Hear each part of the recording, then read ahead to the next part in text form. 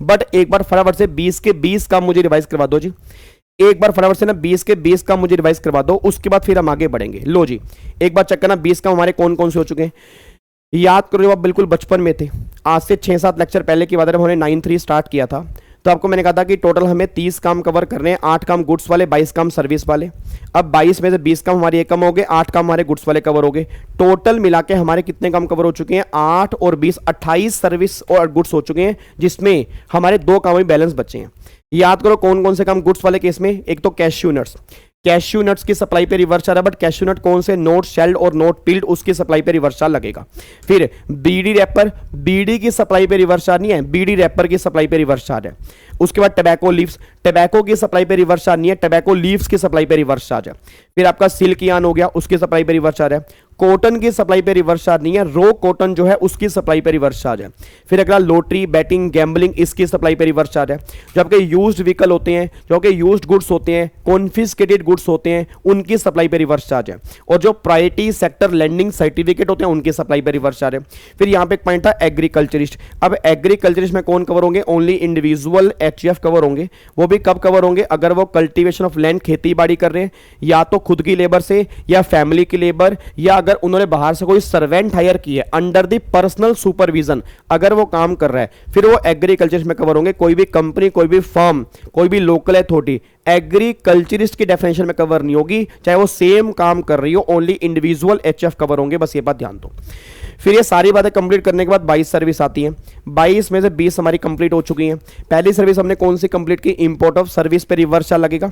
Import of service पे reverse charge लगेगा कब लगेगा? OIDAR की सर्विस को छोड़ के तब रिवर्स चार्ज लगेगा। बट हाँ, वो तब लगेगा अगर इंपोर्ट ऑफ सर्विस टैक्सेबल है। अगर इंपोर्ट ऑफ सर्विस एग्जम्प्ट हो चुकी है, याद करो इंपोर्ट ऑफ सर्विस में कुछ केस एग्जम्प्ट भी होते हैं, तो जो केस एग्जम्प्ट है उस पर फॉरवर्ड चार्ज रिवर्स चार्ज की बात नहीं है। जो एग्जम्प्ट नहीं है उस पर रिवर्स चार्ज लगेगा OIDAR की सर्विस को छोड़ के, क्योंकि OIDAR की सर्विस पे फॉरवर्ड चार्ज है, उस पे सप्लायर जीएसटी पे करेगा यूनिक आइडेंटिफिकेशन नंबर के बेस पे।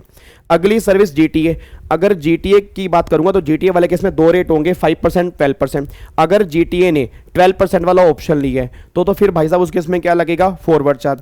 अगर 5% वाला ऑप्शन लिया है उस केस में क्या लगेगा? रिवर्स चार्ज की बातें होंगी। बाकी साथ में एग्जम्पशन की एंट्री भी है, उसको देखनी पड़ेगी। जो एग्जम्पशन में कवर होंगी वो एग्जम्प्ट है, जो एग्जम्पशन में कवर नहीं होंगी उस केस में 5% वाले केस में रिवर्स चार्ज लग जाएगा। बट अगर जीटीए, एक बात ध्यान देना, अगर जीटीए अनरजिस्टर्ड पर्सन को सर्विस दे रहा है तो एग्जम्प्ट होती है। नॉर्मली रिवर्स चार्ज की बातें रजिस्टर्ड पर्सन वाले केस में होती हैं, बस ये बात ध्यान दो। अगला फिर क्या निकल के आ गया? एडवोकेट की सर्विस। अगर एडवोकेट है, सीनियर एडवोकेट है, फर्म ऑफ एडवोकेट है, अगर ये लीगल सर्विस दे रहे हैं बिजनेस एंटिटी को, और ऐसी बिजनेस एंटिटी जिनकी टर्नओवर थ्रेशोल्ड लिमिट से ऊपर होती है, उस केस में रिवर्स चार्ज की बातें होंगी। सेम आर्बिट्रल ट्रिब्यूनल की सर्विस के ऊपर भी रिवर्स चार्ज है, अगर वो बिजनेस एंटिटी को सर्विस दे रहे हैं और उसकी टर्नओवर थ्रेशोल्ड लिमिट से ऊपर है। फिर अगला हमने पॉइंट किया स्पॉन्सरशिप।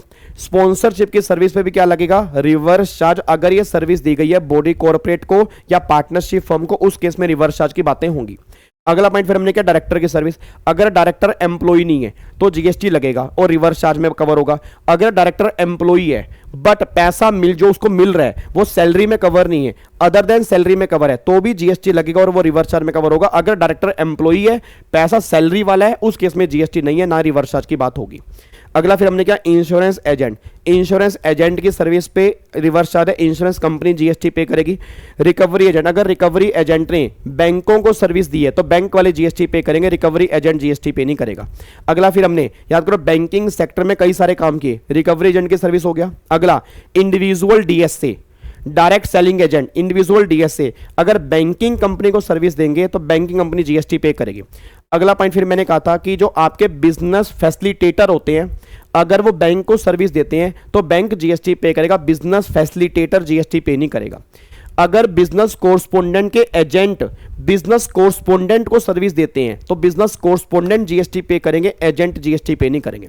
फिर अगर ओवरसीइंग कमेटी के मेंबर अगर रिजर्व बैंक ऑफ इंडिया को सर्विस दे रहे हैं तो reserve bank of India GST पे करेगा, ओवरसीइंग कमेटी के मेंबर जीएसटी पे नहीं करेंगे। अगला फिर ओशियन फ्रेट की सर्विस पे रिवर्स चार्ज है, जो बाहर से ट्रांसपोर्टेशन हो रही है उसकी सर्विस पे रिवर्स चार्ज है। फिर कॉपीराइट की सर्विस को, अगर म्यूजिक कंपोजर है उसने म्यूजिक कंपनी को, या मान लो कोई आर्टिस्ट है उसने प्रोड्यूसर को, या अगर ऑथर टू पब्लिशर वाला केस है। अब ऑथर टू पब्लिशर वाले केस में केस है ऑथर ने कॉपीराइट दिया पब्लिशर को, तो नॉर्मली रिवर्स चार्ज है। बट इस केस में फॉरवर्ड चार्ज भी एप्लीकेबल हो सकता है। अगर डिक्लेरेशन फाइल कर दी है तभी फॉरवर्ड चार्ज की बातें होंगी, नहीं तो रिवर्स चार्ज की बातें होंगी।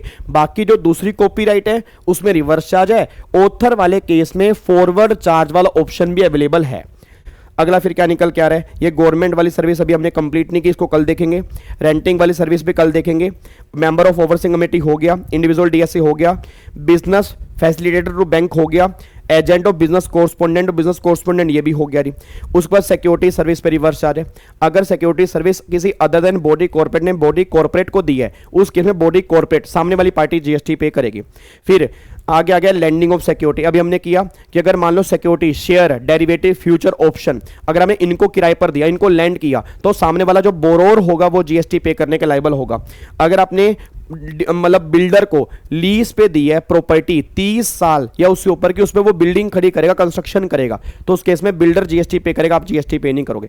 अगर आपने ट्रांसफर किया डेवलपमेंट राइट, एक प्लॉट ऑफ लैंड है उस पे बिल्डिंग खड़ी करने का आपने डेवलपमेंट राइट ट्रांसफर कर दिया, या फ्लोर स्पेस इंडेक्स ट्रांसफर किया किसी बिल्डर को, वो जीएसटी पे करेगा।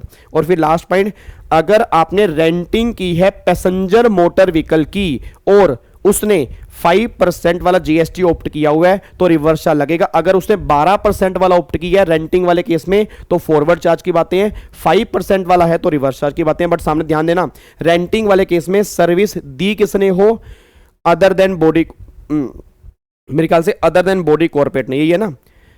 रेंटिंग की सर्विस जो है मेरे ख्याल से अदर देन बॉडी कॉर्पोरेट ने सर्विस दी हो बॉडी कॉर्पोरेट को, उस केस में रिवर्स चार्ज लगेगा। आई थिंक ये वाला पॉइंट है हमारा, यही है ना जी। रेंटिंग वाले केस में एक बार मेरे को रेंटिंग वाले केस में क्लियर कर दो। आई थिंक बॉडी कॉर्पोरेट को सर्विस दी है तो उस केस में रिवर्स चार्ज। हाँ, any person other than body corporate, अगर बॉडी कॉर्पोरेट को सर्विस देगा ऑप्शन 5% वाला है, 12% वाला नहीं है, उस केस में रिवर्स चार्ज की बातें होंगी। तो अब जाके 20 काम हमारे ये हो चुके हैं, 8 काम हमारे गुड्स वाले हो चुके हैं।